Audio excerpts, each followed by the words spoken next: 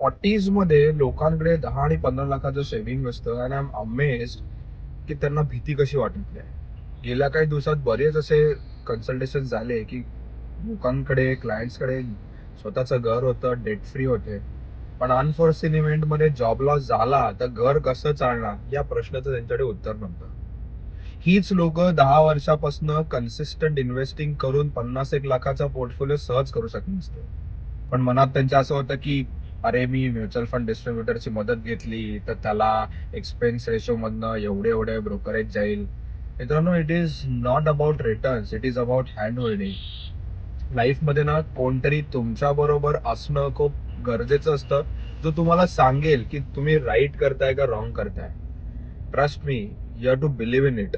You have to trust mutual funds आणि you have to trust Rahul Kulkarni. तुम्हाला पण mutual fund journey चालू करायचे, जनरेशनल वेल्थ क्रिएट करायचे, तर या रीलला अपॉइंटमेंट लिहून पाठवा. तुम्हाला गुगल फॉर्म डीएम होईल, तो भरा, माझी टीम तुम्हाला कॉल करेल. थँक्यू.